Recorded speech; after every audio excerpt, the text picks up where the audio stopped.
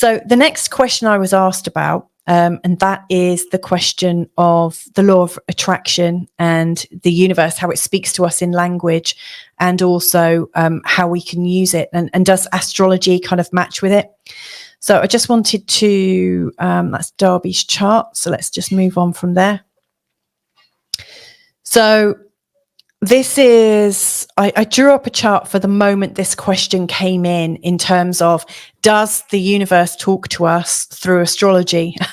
And here's the funny thing, because the date that this came through when this was being asked about was actually the day when we had the new moon. So it was yesterday, and also the day when the North Node changed signs from Taurus into the sign of Aries, and it happens once every 18 months. So yesterday was a very, very special day, arguably one of those days where fate and stuff really picks up, and where it feels like the language of the stars is interpreted.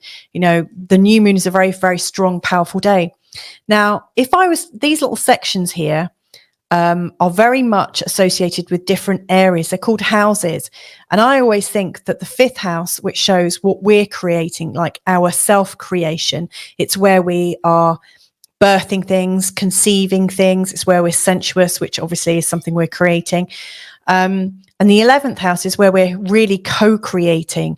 It's like where we're in organizations, where we are working with others on joint and shared goals. And it often, the 11th house is often associated with the sign of Aquarius, which is the 11th sign. And also, funnily enough, the sign of the planet Uranus, which I've mentioned earlier in terms of Darby's chart. But Aquarius and Uranus are kind of synonymous with the new age and ideas of the new age. And if there was a planet that was representing the law of attraction, then I would actually say that Uranus, which is about consciousness, is something that really describes the law of attraction and the nature of the universe. But also that Neptune, which is a big dreamy planet, you know, to show what we're meditating on, is also quite important as well. I really think this 11th house, whilst most astrologers talk about it as a place of friendship and where we're co-creating in organizations and charities and volunteering and things like that, I also think of it as the place of the law of attraction, because here we're just creating on our own. We're just like busy doing our hobbies and things like that.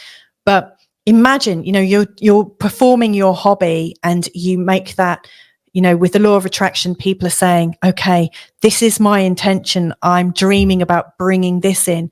The moment you're dreaming about bringing something into the world and creating something, you're activating that consciousness between you and whatever source energy, universe energy, God energy, whatever you want to call it.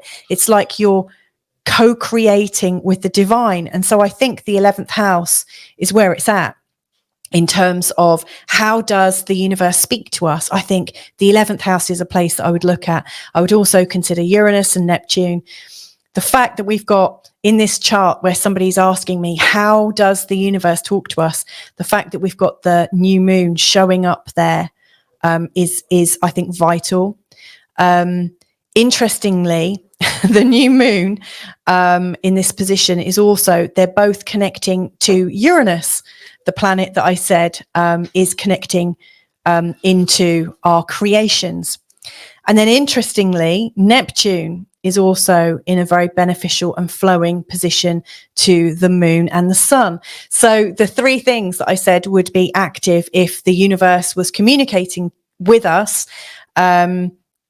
They are all there in this chart where I'm asking on behalf of Troy, how does the universe talk to us? How does it work? Interesting that, right?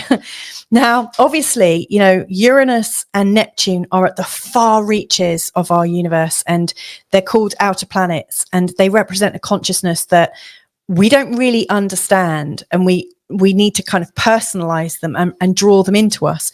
And so astrologically, seeing that Uranus and Neptune are connecting to the two most personal planets, which is the sun and the moon, is very much an indication that the outer are being translated through our psyche, through our intentions into the 11th house. Now, what is also really interesting to me is the universe, like the idea of using the law of attraction. I always think the stories we tell ourselves are the things that come up in our life, that manifest. And if there was a sign that was associated with holding on to stories and family history, it's a sign of Cancer. Cancer is the sign of telling those stories, passing those stories down, holding on to the history and creating more of it for the next generation and the next generation. So I think, yes, in asking at this exact time for Troy, does the universe speak to us? That's the chart. And there's so much more I can talk about in terms of it. Just want to highlight a couple more things, and then I need to pull Mr. M in because he wants to dissect this song with me. Brew your coffee. I'm here on time. Can you hear him? Hang on, I'll turn him up. I said I've brought coffee and I'm here on time. Okay, you are actually professional. You are a professional. I'm not, am I? Just give me a minute. I'm just going to turn you down for a sec. Simmer down. Charming. So, in this, that's Darby's chart, wrong chart. In this one, I didn't have anything else. I didn't put any asteroids in. It's just Uranus and Neptune connecting directly in the sun and the moon. So you can really, really see that. Then I just put in, just for fun, a couple of named asteroids because I wanted to see how they showed up. So there's lots of different asteroids that you can put into charts. Not everybody does this, by the way, but I find it kind of interesting that everything has a vibration and a sound. And there's an asteroid called Universitas, which has got the universe in.